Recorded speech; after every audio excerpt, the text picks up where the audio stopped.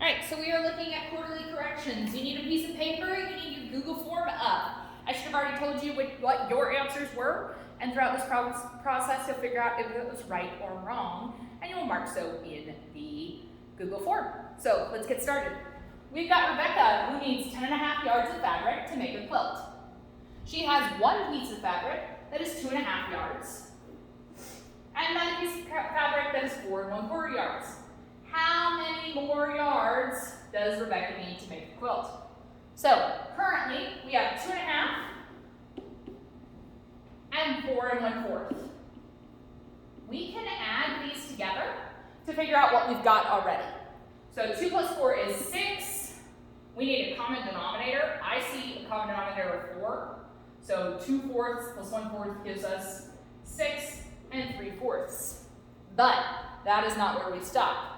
Where we're supposed to do is figure out how many more she needs. So this is where we take 10 and 1/2 and subtract 6 and 3/4. Now, we can do this by changing them into improper and then subtracting or borrowing. I prefer changing them improper. So 10 times 2 is 20, plus 1 is 21 over 2, minus 6 times 4 is 24, 25, 26, 27 over 4. We need a common denominator, so I multiply, oops. Of course that doesn't work. So I multiply this one by 2 and I end up with 42 over 4 minus 27 over 4. 42 minus 27, 2 minus 7 doesn't work. This becomes 3, this becomes 12. 12 minus 7 is 5, 3 minus 2 is 1. So I end up with 15 over 4. 4 goes into 15 3 times with 3/4 left over. So you should have gotten C. If you ended up borrowing and you did 10 minus 6 is 4, and 1/2 minus 3/4, and you got negative 1/4, I can see why you could get this one or this one. Or if you stopped too early, I can see why you got D. But the correct answer would have been C. Number 2, Fatima bought 5 pallets of grass to be delivered. Each pallet cost $129.95. She then paid $76.20 for the delivery. So we've got $76.20 plus 5 of the $129.95. So 5 times $129.95. So I should have multiplied $129.95 times 5, which would have given me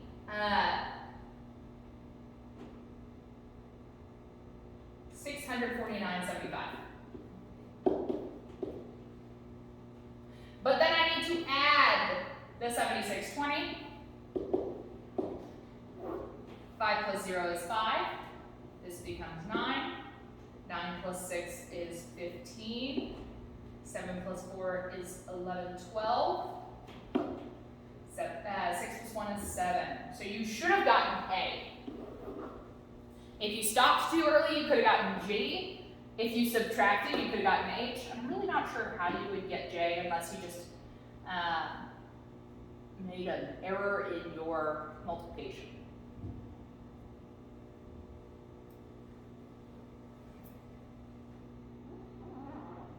Number 3.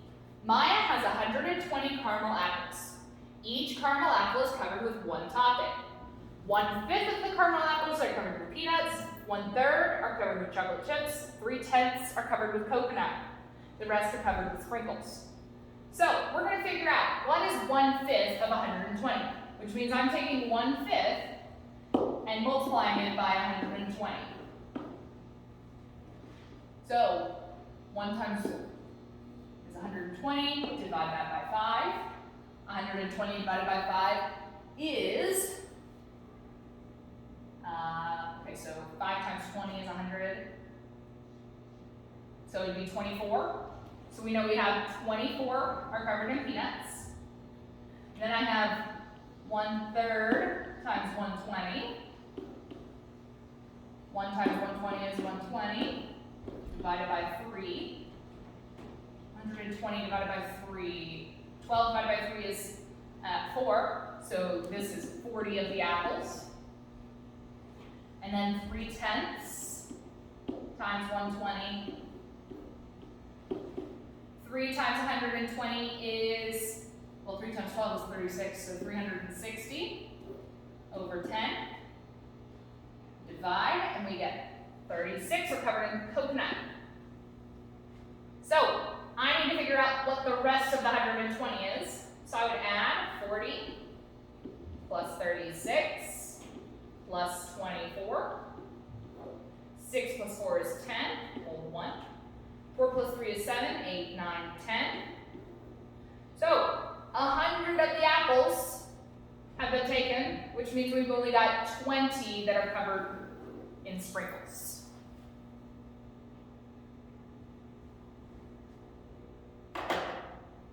If you stopped at A, then you figured out how many are covered in anything but sprinkles. We need what is just covered in sprinkles. Number 4, Marcia gave the cashier $20 to pay for socks. 3 pairs of socks. The cashier gave her $5.03 in change, which means that she didn't spend that $5.03. We need to know what each pair of socks cost if they cost the same amount. So we need to subtract $5.03 to figure out what the 3 pairs cost. So this becomes 10 minus 3 is 7, leave the 9, 9 minus 5 is 4, bring down the 1. So we got $14.97 for 3 pairs of socks. We need to know what 1 pair of socks is, so we then need to take $14.97 and divide it by 3.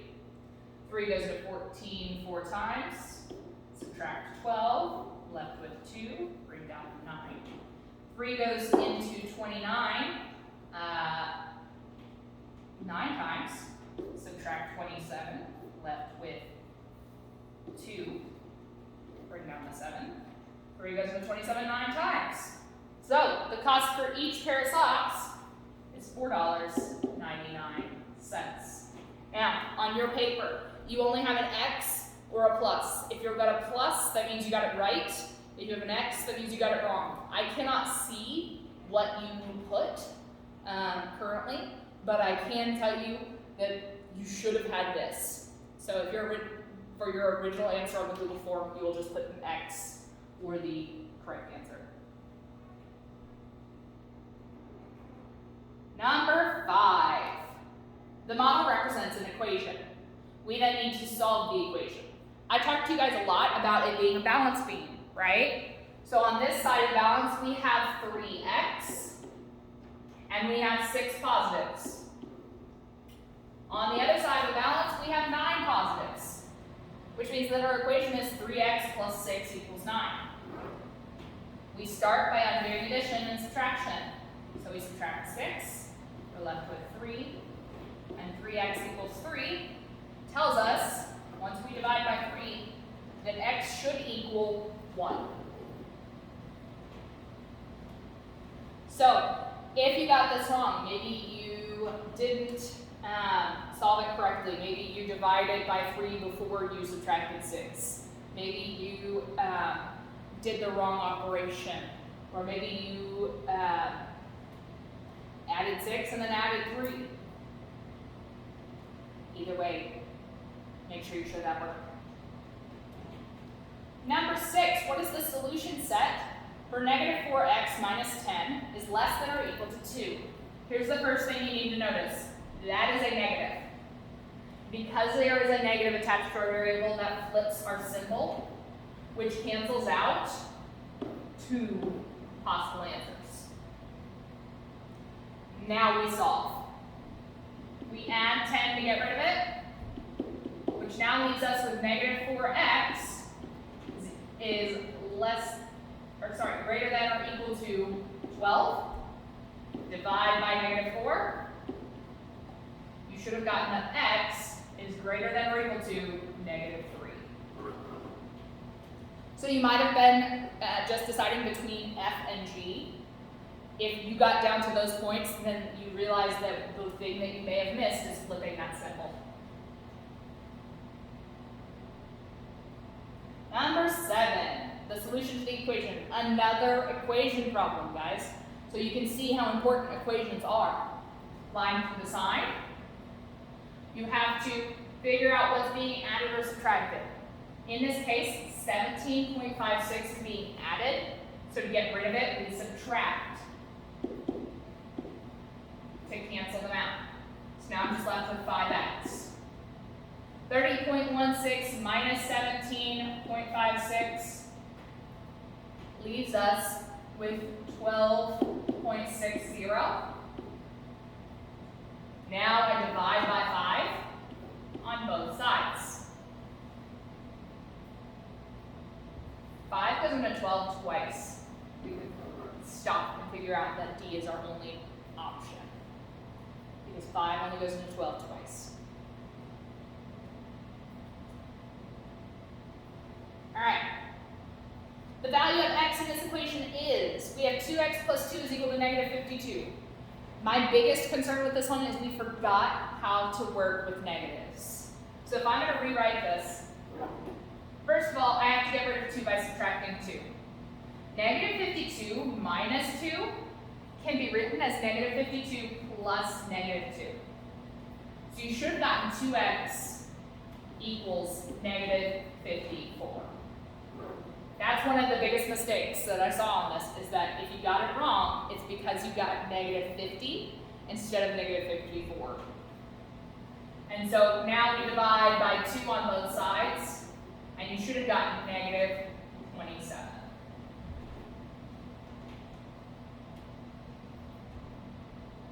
All right, number 9. This is just like number 5, except that now we have an inequality symbol, so you need to make sure that you're paying attention to that. I have 4 x bars, so I have 4x, and then I have 12 positives. 1, 2, 3, 4, 5, 6, 7, 8, 9, 10, 11, 12. So we have 4x plus 12 is less than or equal to. These filled in ones are negatives. That is 1, 2, 3, 4, 5, 6, 7, 8 negatives.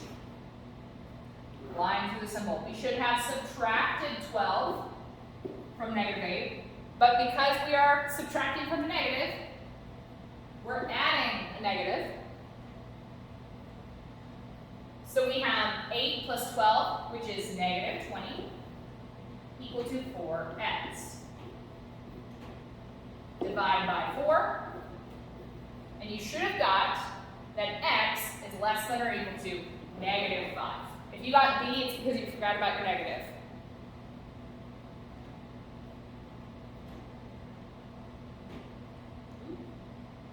Number 10.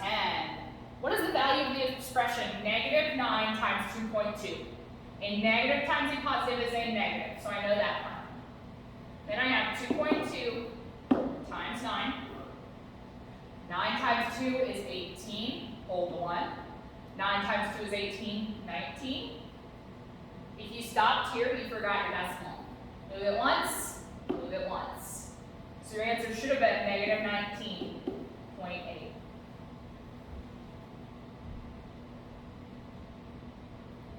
11. Stephanie has 3 3/4 bags of soil to put in her garden.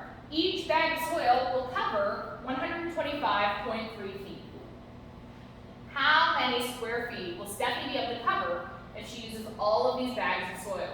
So first of all, if we're looking at our answer choices, they're all in decimal. So I'm going to change 3 3/4 into a decimal. 3/4 is 75. So we're doing 3.75. And then each bag covers this many square feet. So we got 3.75 bags multiplied by 125.3. If I plug this in, I have 3.75 times 125.3. 5 times 3 is 15, hold 1. 5 times 5 is 25, 26, hold 2. 5 times 2 is 10, 11, 12. 5 times 1 is 5, 6. Placeholder. 7 times 1 is 21. Hold the 2. 7 times 5 is 35, 36, 37. Hold the 3. 7 times 2 is 14, 15, 16, 17. 7 times 1 is 7, plus 1 is 8. We're on to the last one for 2 placeholders. 3 times 3 is 9. 3 times 5 is 15. Hold the 1. 3 times 2 is 6, 7. 3 times 1 is 3. So now we add it up. 5, 7, 7, 8, 9. 9 plus 9 is 18. Hold the 1. 6 plus 5 is 11. 11 plus 7 is 18, 19. Hold the 1. 7 plus 8 is 15, 16. Hold the 1. This becomes a 4. Now I've added it up. I need to count my decimals. 1, 2, 3. 1, 2, 3.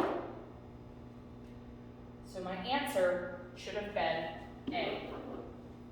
Here's the thing. This had a lot of opportunity for error.